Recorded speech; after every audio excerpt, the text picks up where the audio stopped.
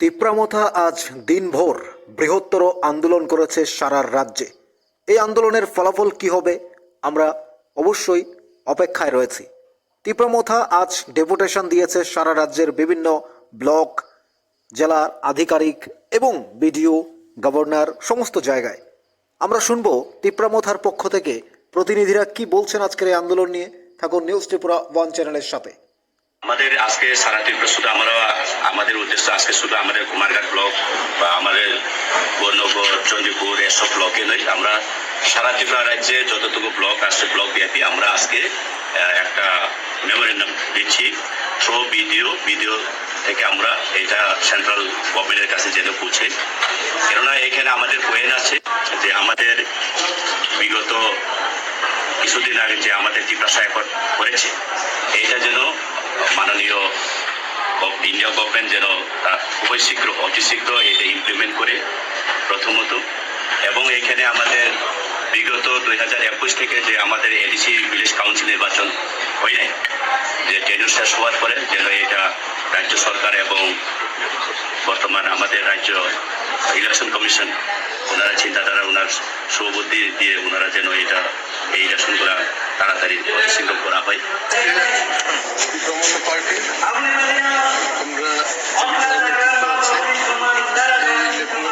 Deputation দিয়েছি, আমরা আছে সাথে বুবাগরা, যে আমরা এই প্রমোটার ফাউন্ডার বুবাগরার নির্দেশে আমরা তিন দফা দাবি নিয়ে আমরা ডেপুটেশন দিয়েছি।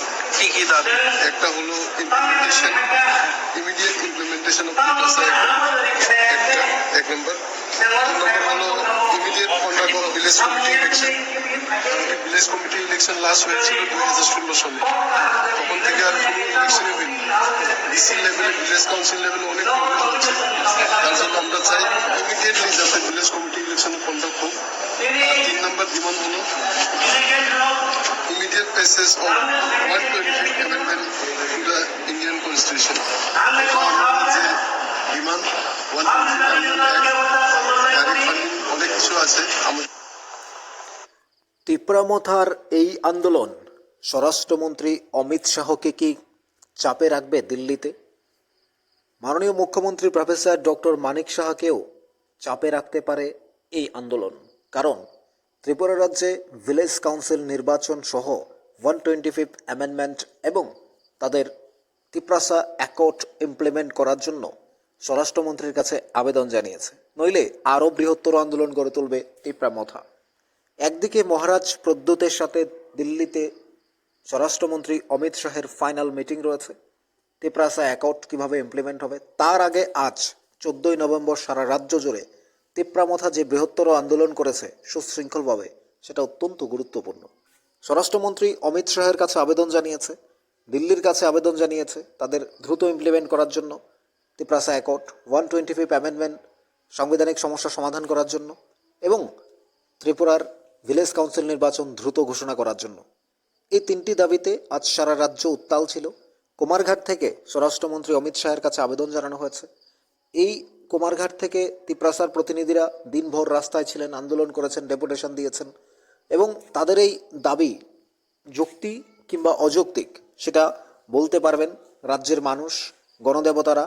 রাজ্যের মানুষ কিভাবে এই দাবিকে সমর্থন করছে কি করছে না, তার চেয়ে বড় কথা হলো স্বরাষ্ট্রমন্ত্রী অমিত শাহ যখন কথা দিয়েছেন দিল্লিতে বসে যে তিপ্রাসা অ্যাকর্ড ইমপ্লিমেন্ট করবেন, তিপ্রাসার অধিকার দেবেন, তিপ্রাসার চুক্তিগুলো ইমপ্লিমেন্ট করবেন, তিপ্রাসাকে সাংবিধানিক সমস্যার সমাধান করে 125 অ্যামেন্ডমেন্ট তাদের হাতে তুলে দেবেন, অর্থাৎ 14 লক্ষ তিপ্রাসাকে তাদের অধিকার তুলে দেবেন যখন তিনি কথা দিয়েছিলেন, তখনই মনে হয় এই দাবিগুলো সম্পূর্ণ যৌক্তিক, সম্পূর্ণ দায়িত্বশীল যুক্তি। এবার সেগুলোকে ইমপ্লিমেন্ট না করলে তিপ্রাসা নিশ্চয়ই রাস্তায় নামবে, আন্দোলনে নামবে।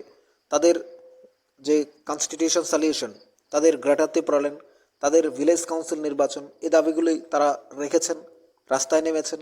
এবার আগামী দিনে যখন আবার দেখা যাবে তাদের অধিকার পাচ্ছে না, তারা যদি কোনো কারণে অধিকার থেকে বঞ্চিত হয়, তারা তখন এডিসি বন্ধ করে রাখবে, তারা রাস্তাঘাট বন্ধ করে আন্দোলন করবে।